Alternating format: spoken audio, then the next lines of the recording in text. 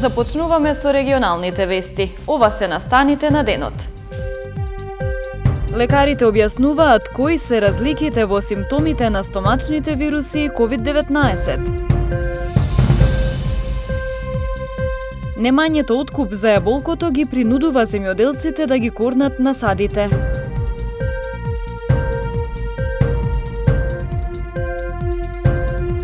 Триста и 80 подигнати погрешно паркирани возила во изминатите 3 месеци. Министерството за здравство информира дека во последните 24 часа се направени 1545 тестирања, а регистрирани се 199 нови случаи на COVID-19. 12 од нив се од Тетово и околината, а 5 од Гостивар и Гостиварско. Денеска Институтот за јавно здравје регистрира 120 оздравени пациенти, од кои 9 од Тетово и 2 од Гостивар. Починати се 8 лица, 1 пациент од Скопје, 1 од Штип, 4 од Тетово и 2 пациенти од Струга. На клиниката за инфективни болести починати се 3 пациенти на возраст од 24, 63 и 64 години. Во градската општа болница 8 септември почина пациентка на возраст од 54 години. Во клиничката болница во Тетово починати се 2 пациенти на возраст од 70 и 74 години. Во Струга во Заводот за нефрологија е починат пациент на возраст од 56 години. Во општата болница Струга почина пациентка на возраст од 83 години. Летото е период кога често се јавуваат и стомачните вируси и инфекции, но и епидемијата со COVID-19 не стивнува. Лекарите објаснуваат кои се разликите во симптоматологијата и начините за заштита. Летото и топлото време се период на чести вируси и инфекции. Најмногу застапени се стомачните вируси, проследени со симптоми како диареја.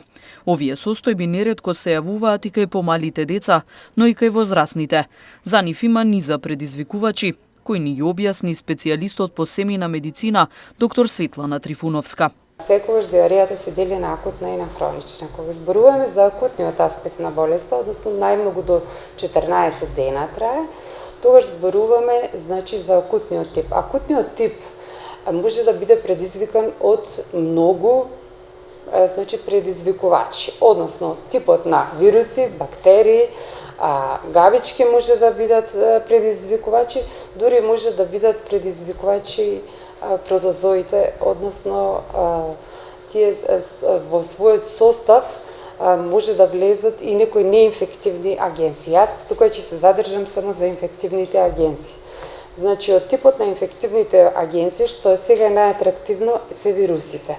Најчести предизвикувачи, ја спомнав, аденовирусите, ротавирусите, исто така ноновирусите и други. Предизвикувачите во овој период вирусните се многу атрактивни затоа што секогаш можеме да ги доведеме во корелација со симптомите на COVID. Но, било каква промена, било каква симптоматологија, прво се апелира секој пациент да се јави на својот матичен доктор, за да направи една консултација и да се види во која насока е болеста. Но и епидемијата со COVID-19 не стивнува. Која е разликата во симптоматологијата на овој вирус со оние сезонските? Има една огромна лепеза на симптоми кај ковидот, што може да се јави како прв почетен и симптом и никогаш не треба одма да се размислува, треба да се консултира доктор, затоа што и самата температура, како температура покачена се разбира 37,5 и повисока, никогаш не значи дека се работа само за ковид. Тука имаме една обична инфекција на грло, кај што е предизвикана од бактерија, многу ви дава често од покачена температура. Многу често уринарните инфекции периодов исто така не се присутни. Имаме широка лепеза на заболувања овој период. Единствено, вашиот доктор може да ја направи таа диференцијална диагностичка анализа и да ве насочи кон која диагноза се движи вашата болест.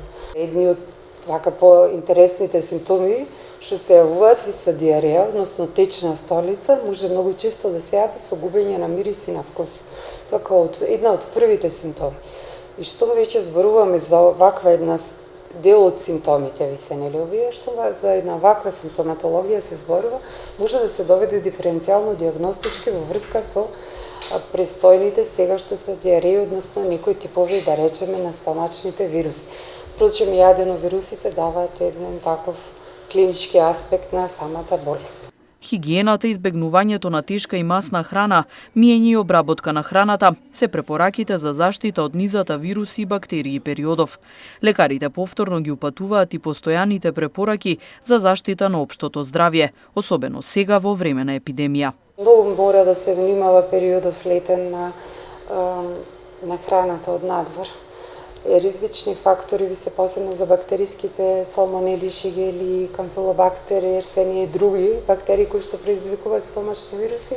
Ризично нешто ви представуваат сладоледите, потенцијални ви се потоа кремовите на база на млеко, како што се, ајде да не кажувам еклери и некои други благи.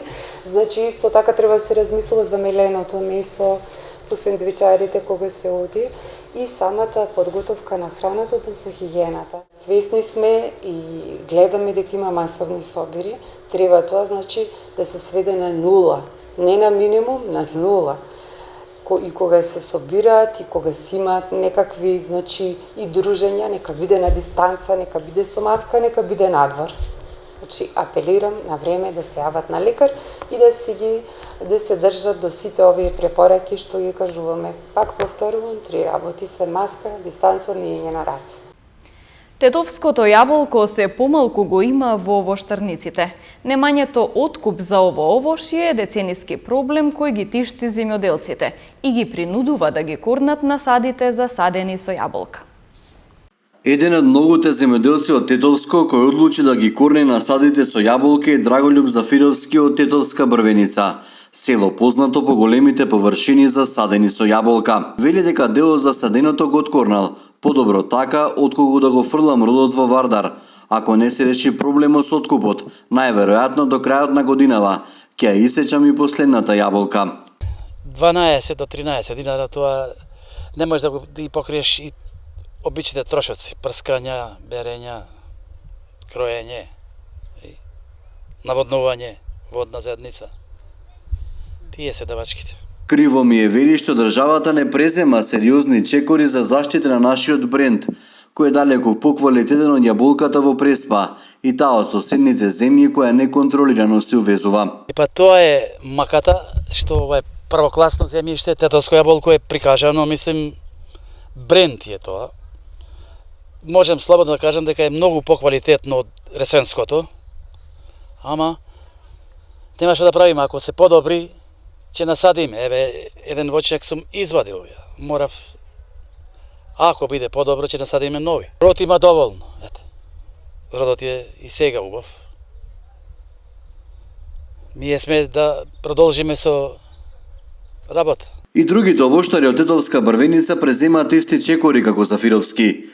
И тие решението го гледаат во организираниот откуп, но и преземање на поголема контрола врз неконтролираниот увоз на тропско овошје, кое според нив пречи во продажбата на домашните производи.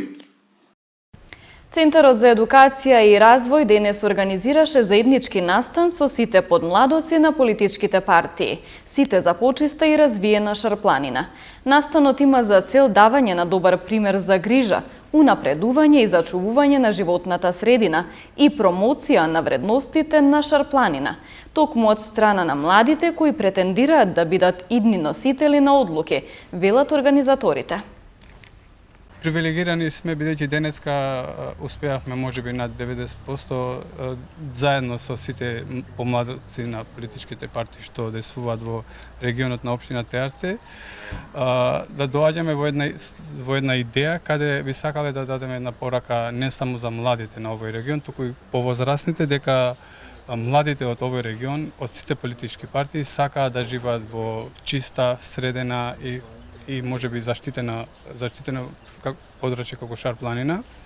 Значи, денеска тие ќе дадат пораки, имајќи предвид нивните можеби вредности што ги имат во нивните партии. Сакаме нивниот глас да биде можеби посилен во самите партии, а понатаму и практично ќе демонстрираме дека овие млади, значи преку заедничка акција каде ќе собираме ѓубре низ општина, низ цело Теарце. И со тоа сакаме една голема порака да дадеме дека вредноста на екологија и гласот на младите е заеднички, бидејќи имаме над 90% од младите што се во општина Теарце, и со тоа дека младите во иднина сака да бидат повеќе вклучени, нивниот глас да биде посилен и дека вредноста кои тие го имаат во нивните политички програми да биде како приоритет за партијата на регионално и национално ниво.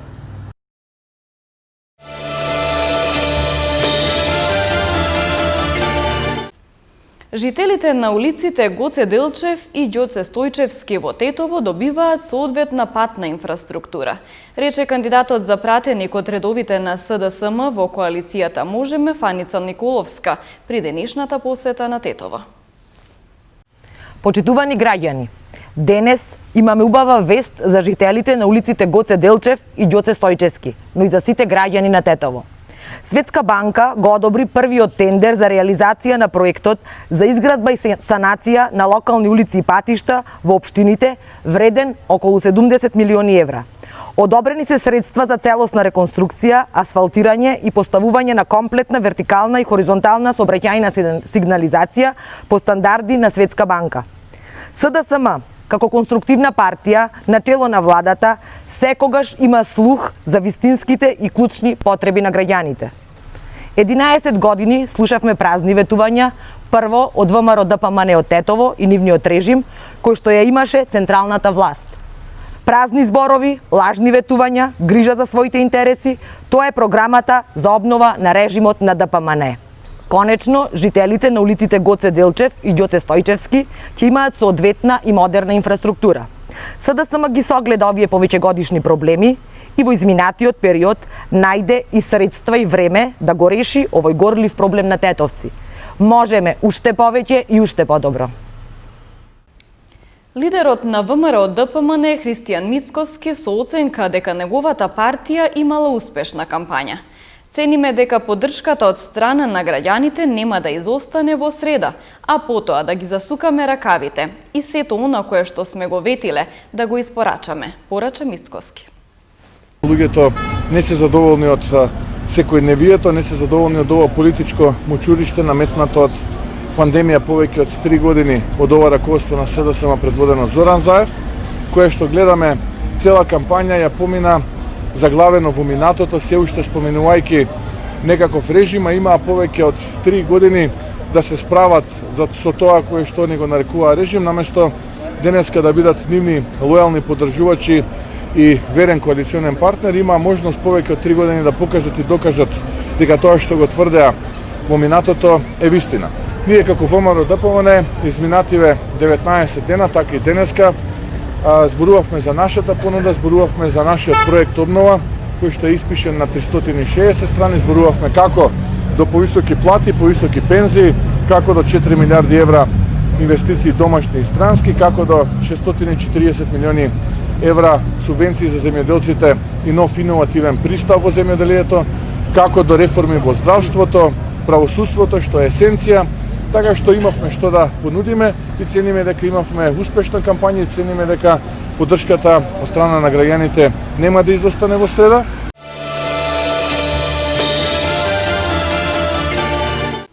Државниот санитарен и здравствен инспекторат изминатото деноноќе изготвил нови 65 решенија за изолација, од кои 41 на лица во Тетовско и 24 во Гостиварско.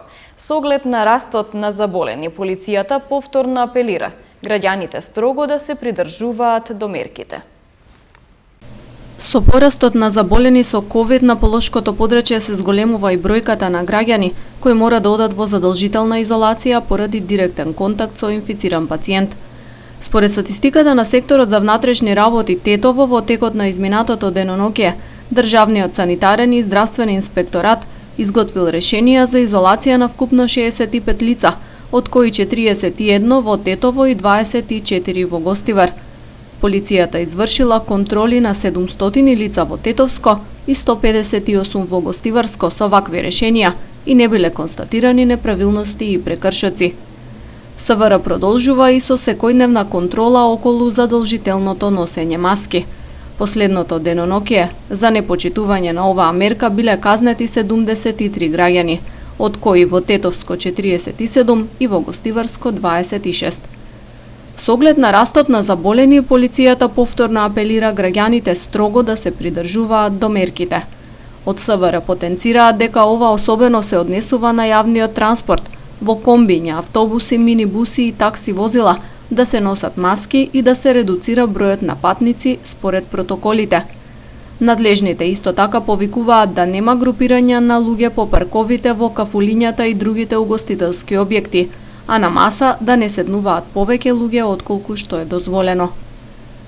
Во дневниот билтен на полицијата, освен податоците врзани со ковид, евидентирани се и 2 каснувања од кучиња во Гостиварско. 6-годишно девојче вчера вечер околу 21 часот било нападнато и каснато од куче скитник во селото Дебреше. Во градот Гостивар пак на улицата Илинденска во 19 часот бездомно куче нападнало 40-годишен жител на Берово. 380 подигнати погрешно паркирани возила во изминатите 3 месеци. Секторот за внатрешни работи Тетово со апел доследно да се почитуваат правилата за паркирање во регионот, особено во централните градски подрачја. Секторот за внатрешни работи Тетово со несмалена динамика продолжува со планираните активности за поголем ред и безбедност со паркирањето во Тетово. Периодов биле откриени законски санкционирани и подигнати непрописно паркирани возила пред се во централното градско подрачје. Во изминатите 3 месеци, април, мај и јуни, бројот на подигнатите возила од Тетовската ПАЕК служба изнесувал 380. Со оглед на тоа што на поширокото полошко подрачје веќе започнаа да пристигнуваат времено вработени од странство и дека со самото тоа значително ќе се зголеми бројот на возилата, СВР Тетово апелира доследно да се почитуваат сите знаци и правила околу паркирањето, да не се оставаат возилата на тротоари, зелени површини, во зона на крстосници или до контејнери, зашто во спротивно сопствениците на возилата ќе бидат санкционирани со законски предвидените поднесоци и со парични глоби кои за ваквиот вид прекршоци се движат од 45 до 200 евра во денарска противредност. На возачите исто така им се советува да ги користат постоечките паркиралишта во Тетово и да се воздржат од користење на возилата во периодите на значителна фреквенција по тетовските улици, посебно во периодот од 11 до 16 часот.